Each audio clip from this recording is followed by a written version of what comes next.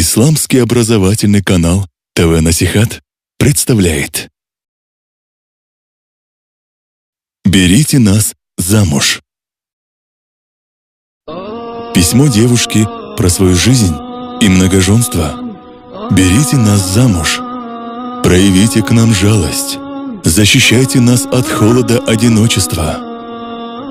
Когда я приблизилась к 20-летнему возрасту, как и любая девушка, мечтала о молодом парне, соблюдающем каноны религии, с благородным нравом. Размышляла, строила мечты, как мы будем жить, воспитывать детей и так далее.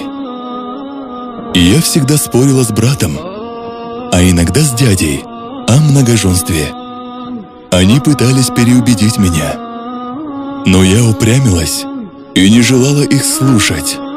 Говорила им, что абсолютно невозможно, чтоб со мной в жизни мужа участвовала еще одна женщина. Абсолютно невозможно, чтоб я делила своего мужа с другой.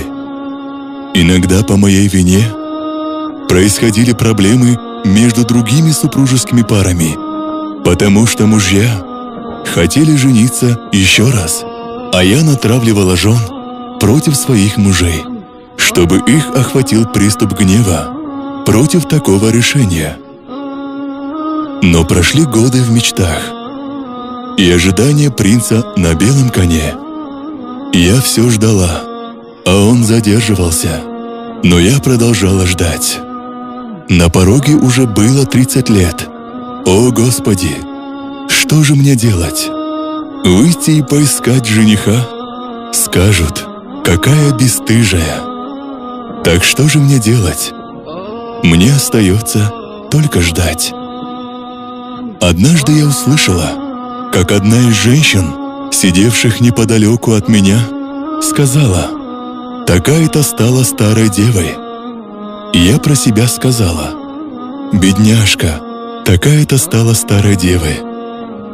Однако, такая-то — это же я. Они говорили обо мне. О, Господи, это же меня так зовут. Я стала старой девой. Какой грозный удар! Как бы я ни описывала, вы никогда не почувствуете этого. Я стала перед фактом. Я старая дева. Я начала думать о том, как мне быть, что же мне делать. Время уходит, дни идут. Мне хочется кричать о своей боли. Я хочу мужа, под тенью которого я буду находиться, который будет помогать мне и который будет решать мои проблемы. Я хочу жить, хочу рожать детей, наслаждаться своей жизнью. В один день мой старший брат приходит ко мне и говорит: «Сегодня приходил мужчина, чтоб свататься к тебе, но я отказал ему». Не задумываясь над своими словами, я воскликнула: «Почему же? Тебе не стыдно?» Он мне ответил: «Потому что он хотел взять тебя второй женой, а я знаю, что ты против многоженства». И я чуть не закричала ему в лицо: «Но почему же ты не согласился? Я согласна быть второй, третьей или четвертой женой». Именно сейчас я постигла мудрость религии в многоженстве. И это всего лишь одна мудрость, которая заставила меня согласиться. А как же с другими его мудростями? О Аллах, прости мне мои грехи. Поистине, я была невеждой. Я делаю к мужчинам: женитесь на одной, двух, трех и четырех при наличии возможностей и условий соблюдения справедливости.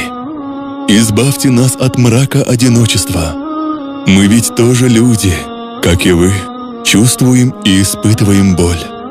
Защитите нас, проявляйте к нам жалость. А это обращение я направляю к моей замужней сестре, мусульманке. Восхваляй Аллаха за ту милость, благодаря которой ты не испытывала муки старой девы или женщины, оставшейся без мужа. Я прошу тебя не сердиться. Если твой муж захочет взять в жены еще одну, не препятствуй ему. Наоборот, подстрекай его к этому. Я знаю, что это трудно для тебя, но надейся на вознаграждение Аллаха.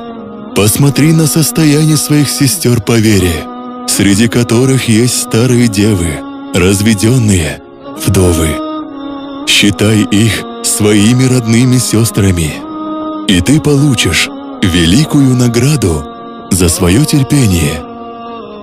Может быть, ты скажешь мне, для нее найдется свободный мужчина и возьмет ее жены, а я говорю тебе, посмотри статистические данные населения.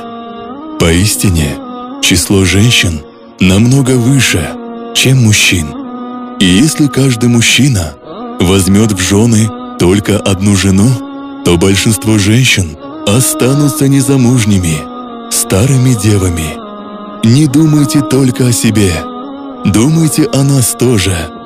Умираю от сильного гнева, когда вижу мужа, держащего за руку свою жену. Чувства мои бунтуют, однако бесполезно.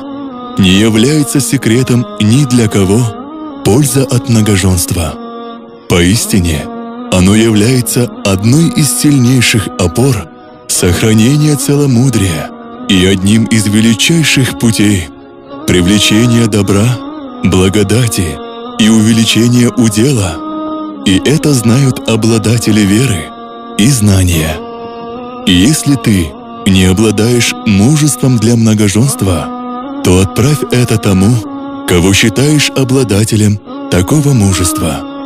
Ваша незамужняя сестра.